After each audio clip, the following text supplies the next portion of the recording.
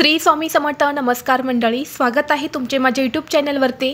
आजचा दिवस तुम्हाला खूप छान सुखाचा आनंदाचा जाऊ हीच मी स्वामींच्या चरणी प्रार्थना करते आणि आज या नवीन व्हिडिओला सुरुवात करते.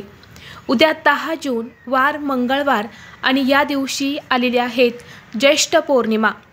दरवर्षी ज्येष्ठ पौर्णिमेला वटपौर्णिमा हा सण साजरा केला जातो. वटपौर्णिमा हा हिंदू धर्मातील एक खूप महत्त्वाचा सण आहे. हा सण विवाहित स्त्रिया आपल्या पतीच्या दीर्घ आयुष्यासाठी कल्याणासाठी साजरा करतात. सावित्रीच्या निष्ठेमुळे आणि पतिव्रता धर्मानुसार तिने यमाकडून सत्यवानाचे प्राण परत मिळवले, ज्यामुळे वटपौर्णिमेला विशेष महत्त्व प्राप्त झाले. हा सण पती पत्नीच्या नात्यातील प्रेम, समर्पण आणि पतिव्रत्याचे प्रतीक आहे. विवाहित स्त्रिया आपल्या पतीच्या दीर्घ आयुष्यासाठी, त्याची उत्तम प्रगती होण्यासाठी, पती पत्नीमधील नातेसंबंध हे घट्ट होण्यासाठी या दिवशी वडाच्या झाडाची पूजा करतात आणि उपवास करतात. या दिवशी चंद्र आपल्या 16 कलांनी परिपूर्ण असतो. चंद्रप्रकाशातून चंद्रदेव हे सुख, समृद्धी, ऐश्वर्य प्रदान करत असतात. हा दिवस माता लक्ष्मी आणि भगवान विष्णू यांना समर्पित आहे. त्यामुळे पृथ्वीवरती सकारात्मक लहरी या खूप जास्त प्रमाणामध्ये सक्रिय असतात आणि म्हणून या वटपौर्णिमेच्या दिवशी काही प्रभावी उपाय जर केले तर ते खूप प्रभावी ठरत असतात. आणि म्हणूनच आज या व्हिडिओमध्ये मी तुम्हाला एक अतिशय प्रभावी असा उपाय सांगणार आहेत. उद्या मंगळवार वटपौर्णिमेला तुम्ही काहीच नाही केले तरीही चालेल, पण सकाळीच उंबरठ्यावर ठेवा ही एक वस्तू. एका रात्रीत आयुष्य बदलेल, धनसंपत्ती येऊ लागेल. 7 पिढ्यांचे दारिद्र्य हे नष्ट होऊन घराची, मुलांची, पतीची अगदी भरभरून प्रगती होईल.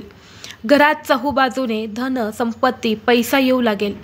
घरातील सर्व दोष, अडचणी, संकट हे नष्ट होतील. तर अशी कोणती वस्तू सकाळीच घराच्या उंबरठ्यावर ठेवायची आहेत, कोणत्या वेळेत ठेवायच्या आहेत याबद्दलची संपूर्ण माहिती आज या व्हिडिओमध्ये मी तुमच्यासोबत शेअर करणार आहे. त्यामुळे तुम्ही हा व्हिडिओ स्किप न करता शेवटपर्यंत नक्की पहा. चॅनलवरती नवीन असाल तर सबस्क्राईब करा आणि असेच माहितीपूर्व नवनवीन व्हिडिओ पाहण्यासाठी बेल आयकॉनला प्रेस करा. म्हणजे जेव्हा कधी मी नवीन व्हिडिओ अपलोड करेल त्याचं नोटिफिकेशन सर्वात अगोदर तुम्हाला भेटेल आणि तुम्ही एक पण व्हिडिओ मिस करणार नाही. आज या व्हिडिओमध्ये मी तुम्हाला जो उपाय सांगणार आहे तर हा उपाय आपल्याला उद्या सकाळी करायचा आहे. सकाळी 12 वाजण्याच्या अगोदरच तुम्हाला उंबरठ्यावर ही एक वस्तू जी आहे तर ती आवर्जून ठेवायची आहे. तर पहा, प्रत्येक महिन्यामध्ये पौर्णिमा तिथी ही येते, परंतु ज्येष्ठ पौर्णिमेला विशेष महत्त्व दिलं जातं. दर पौर्णिमेला घरामध्ये सत्यनारायण पूजा करून माता लक्ष्मी आणि भगवान विष्णूंची पूजा करावी असे आपले धर्मशास्त्र सांगत असते. जर प्रत्येक महिन्याला ते शक्य नसेल तर किमान ज्येष्ठ पौर्णिमेला तरी ही सेवा आवर्जून करावी. ज्येष्ठ पौर्णिमेला ज्या घरातील स्त्री हा उपाय आवर्जून करते त्या घरामध्ये नेहमी माता लक्ष्मी अखंड वास करते. आपल्याला सर्वांनाच माहीत आहे की पौर्णिमेच्या दिवशी माता लक्ष्मी पृथ्वीवरती भ्रमण करत असते. त्यामुळे धनप्राप्तीसाठी, लक्ष्मी प्राप्तीसाठी पौर्णिमा हा दिवस अत्यंत महत्त्वाचा आणि शुभ मानला जातो. जर तुम्हाला तुमच्या आयुष्यामध्ये सतत पैशांच्या अडचणींना सामोरे जावं लागत असेल, काहीतरी आर्थिक अडचणी येत असतील किंवा तुमच्या घराची भरभराट होत नसेल, घरामध्ये पैसा टिकत नसेल, आलेला पैसा हा घरातून काही ना काही कारणाने निघून जात असेल किंवा एखादा उद्योग व्यवसाय आहे त्यामध्ये प्रगती होत नसेल, तर या सर्व कारणांमुळे समजते की माता लक्ष्मी घरामध्ये स्थिर नाही. घरामध्ये लक्ष्मी स्थिर राहणे म्हणजेच फक्त पैसाच असणं असं नाही, तर आपल्या घरामध्ये एक प्रकारची सुख, शांती, समृद्धी असणं सुद्धा तितकेच गरजेचे असते.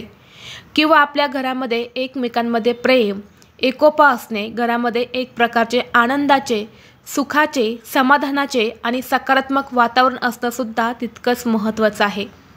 जर असे सगळं वातावरण आपल्या घरामध्ये असेल तर यालाच लक्ष्मी नांदणे असे म्हणतात.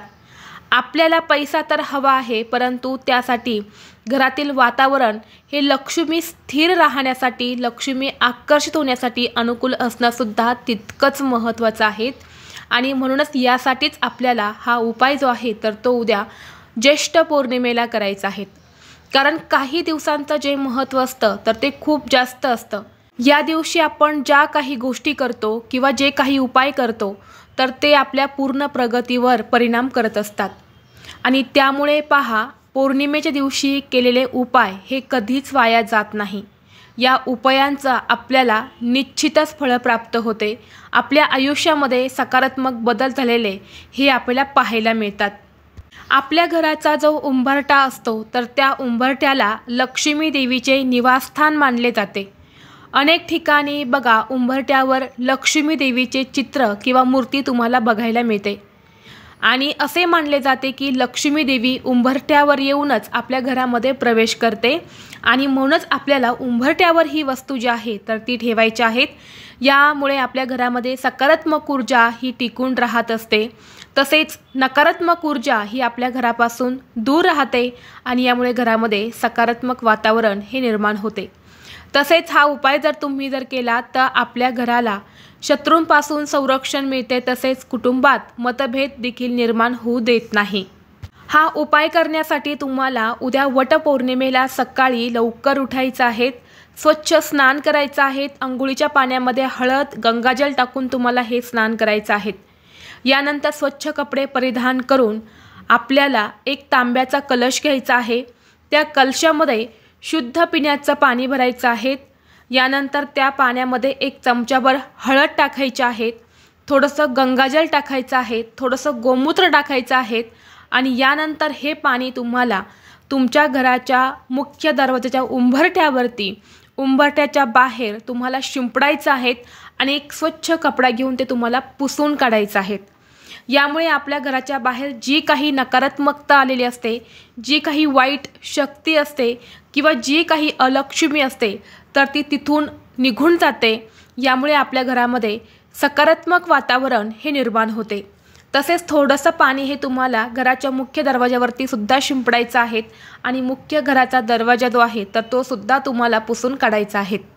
आता हा जो उपाय मी तुम्हाला सांगणार आहे तर हा उपाय स्त्री किंवा पुरुष दोघेही करू शकतात। कारण उंबरठ्याला मर्यादा पुरुषोत्तम असे म्हणतात। या नावामध्येच मर्यादा म्हणजे स्त्री तत्व व पुरुषोत्तम म्हणजेच पुरुष तत्व हे दोन्ही वास करतात। म्हणून उंबरठ्याचा जी पूजा असेल किंवा जो उपाय मी सांगणार आहे तर हे स्त्री आणि पुरुष हे दोन्हीही करू शकता। म्हणून स्त्रियांना मासिक धर्म असेल तर घरातल्या पुरुषांनी हा उपाय केला तरीही चालेल। हा उपाय करण्यासाठी आपल्याला एका वाटीमध्ये थोडीशी हळद घ्यायची आहे, त्यामध्ये थोडंसं गंगाजल, गोमूत्र, त्याचबरोबर तुमच्याकडे गुलाबजल असेल तर ते टाकायचं आहे आणि तुम्हाला त्या हळदीची पेस्ट तयार करायची आहे।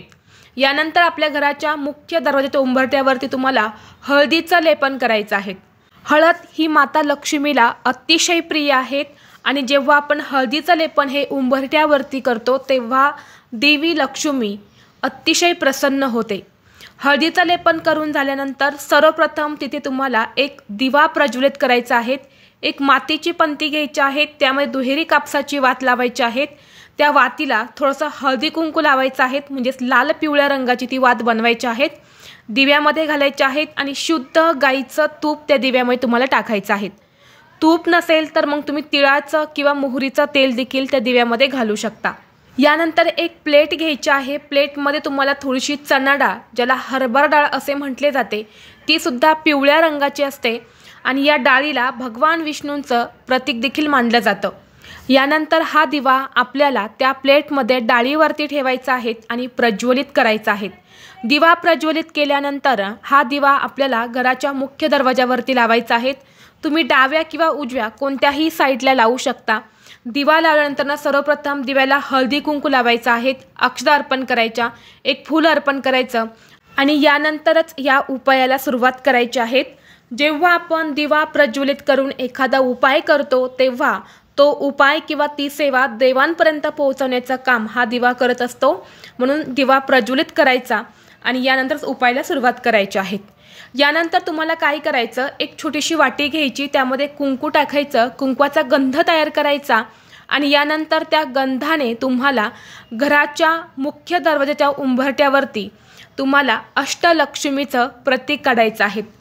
अष्टलक्ष्मी म्हणजेच लक्ष्मीची 8 रूपे जी समृद्धीच्या विविध क्षेत्रांमध्ये समर्पित आहे। ही 8 रूपे म्हणजे आध्यात्मिक, भौतिक, शेती, ज्ञान, धैर्य, संतान आणि विजय यांचे प्रतीक मानले जाते।